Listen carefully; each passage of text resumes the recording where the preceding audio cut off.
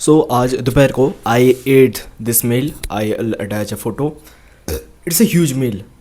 I guess it's around 5. I ate this lunch and I was expecting that I would get a huge sugar crash. It means that I will be feeling very sleepy the whole afternoon. I will waste my day. And what was surprising is that it did not happen. I did not get any sugar crash. I didn't really feel a decline in my cognitive performance, which was unexpected.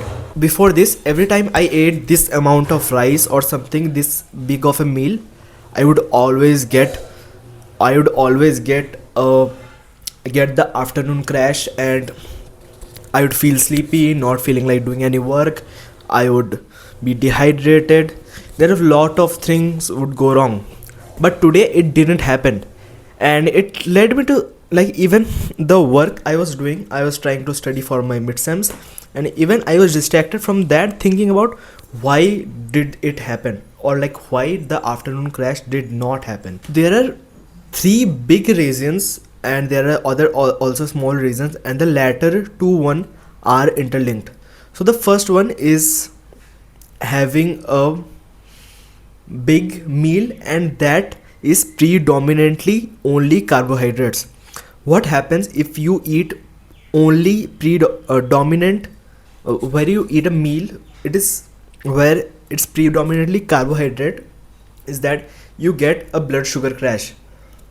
What happens is that your blood sugar levels in your blood goes up and then crashes down, and which leads you to feeling groggy, maybe sleepy, your brain not functioning properly.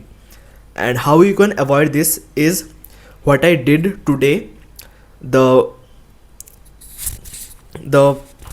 good thing that the right thing that I did today was having a lot of protein and some fiber.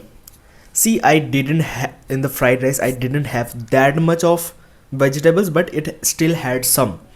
I also had curd, which can also help, but because of the protein I didn't get that much sugar crash.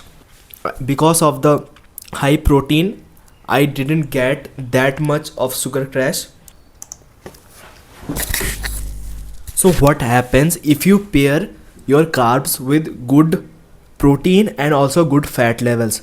Fiber is also optional. It is mainly for digestion, but for your energy levels, what happens is fats and proteins are kind of slow digesting foods. It's not really a bad thing. Like slow digesting, you think it's bad, but it's not really a bad thing. It's surprisingly a good thing, because what happens is, instead of getting this rapid energy spike and then a crash, energy releases slowly.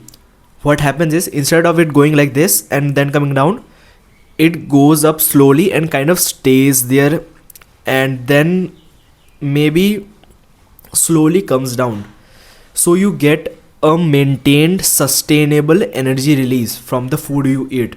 So that's the main principle, is that don't just eat carbs alone. Especially in India, you get all the foods are predominantly carbs, so you get this huge uh, huge energy crash after eating any meal. Even breakfast, you're supposed to be alert. You're supposed to be alert and focused in the morning. Still, you choose to eat such foods that make you feel sleepy in the morning. In Where I come from, in my village, I eat this meal. It's called panta. It's just fermented rice eaten with any kind of, maybe some omelette or anything. Even they don't even eat omelette. They eat with fried potatoes, and this and it's like it's just rice, and they eat like huge quantities of it. So every time you eat, you just then you feel that energy crash in the morning, like 9 a.m. in the morning. You're just sleepy after eating these foods. And like, the food culture in India is like so bad, especially for your focus levels, energy levels. what I did right was paired this huge chunk of protein with my meal, and yes, it made the difference. Now, what? Now this tip, on its own solve like 80% of the problem. There are other two major things that also contributes to the problem. I think in an equal amount. There is as important. That is poor sleep. Look, poor sleep and caffeine dependence. These two go simultaneously, because what happens is caffeine in chai or in coffee, there is a molecule, I don't know what it's. So caffeine is a molecule found mainly in coffee or tea or in other compounds that you may have heard is makes you alert, but you don't really understand how it works. See, what happens is throughout the day your body produces this um, compound. So your body has this compound called ATP, adenosine triphosphate. I have to research a bit. Wait a minute. So yes, your body has this molecule or compound, whatever it's called, adenosine triphosphate. Your body basically uses this for energy. Also, a side note, creatine, I think, increases the level of ATP in your muscles, so hence giving you more energy.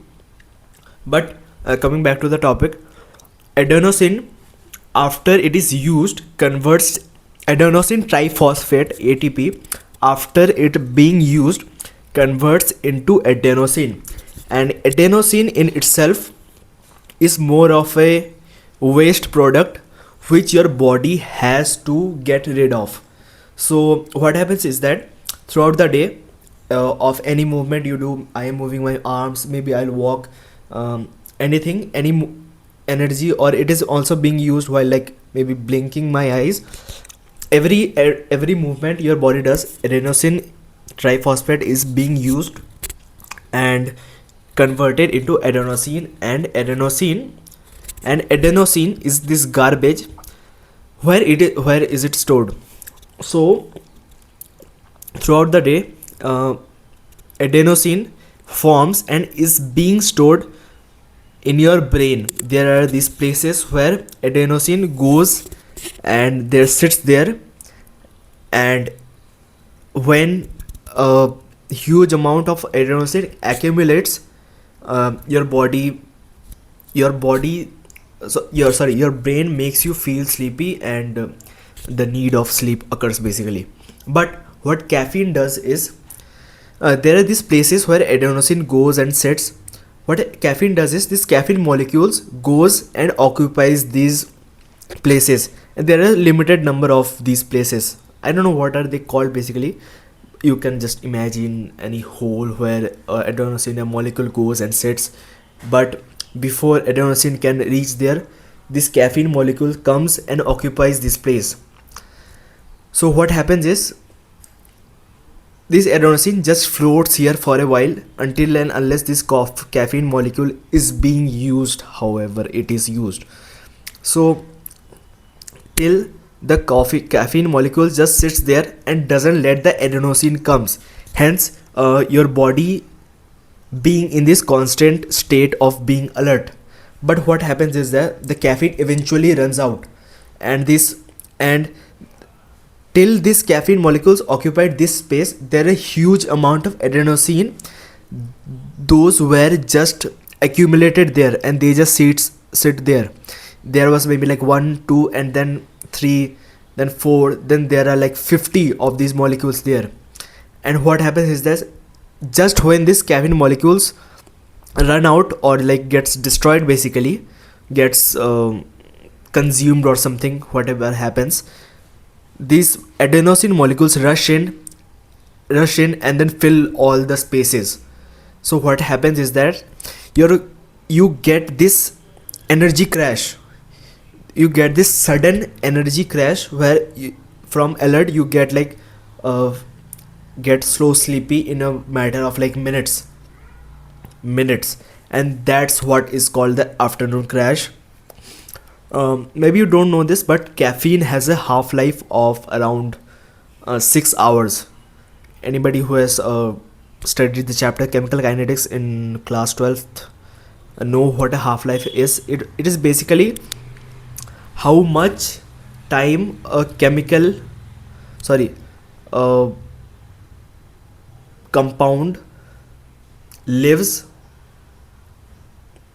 and it doesn't, and compound doesn't, so like maybe like chemistry lesson, but compounds don't get consumed or doesn't get decayed like linearly with time.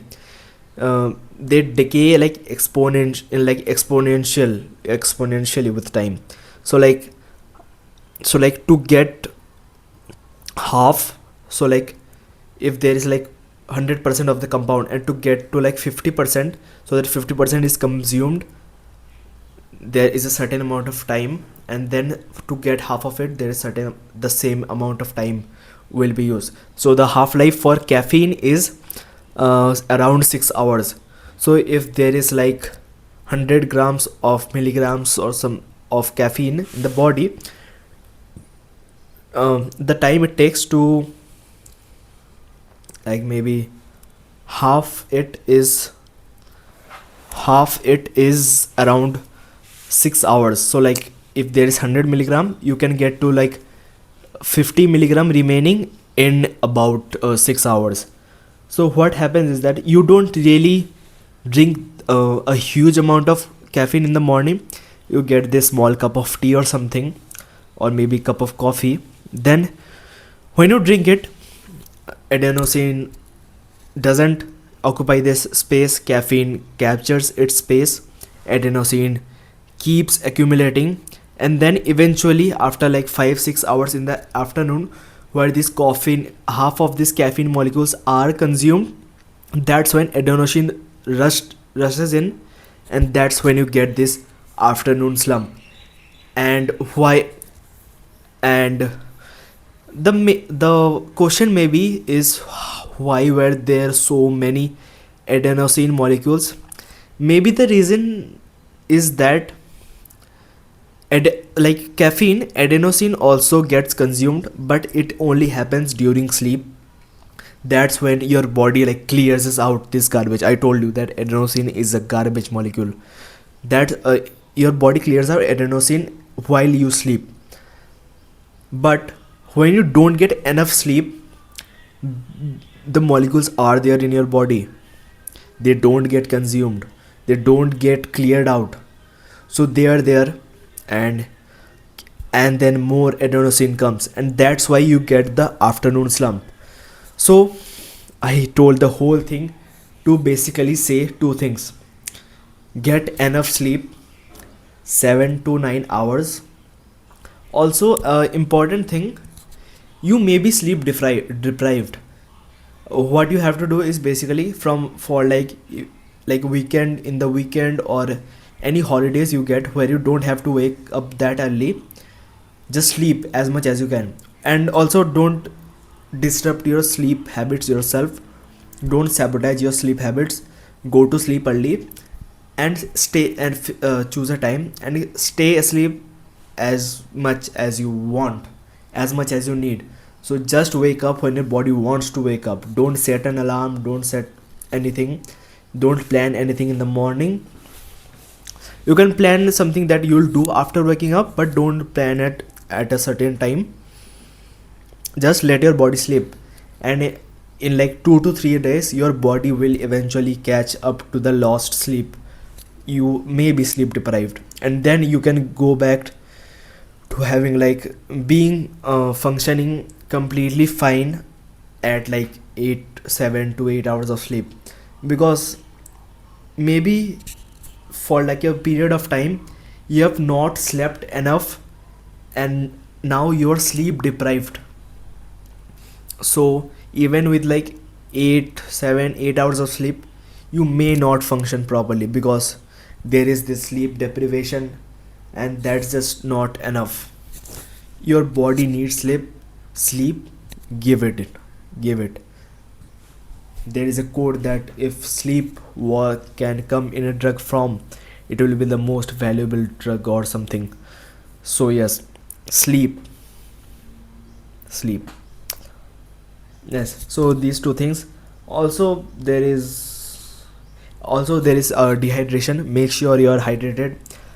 Make sure you get around 3 to 4 liters of water every day, maybe more if you are active, but get at least like 3 liters. So yes, yes, that was it for today. I hope I gave some value in this video. Thanks for watching.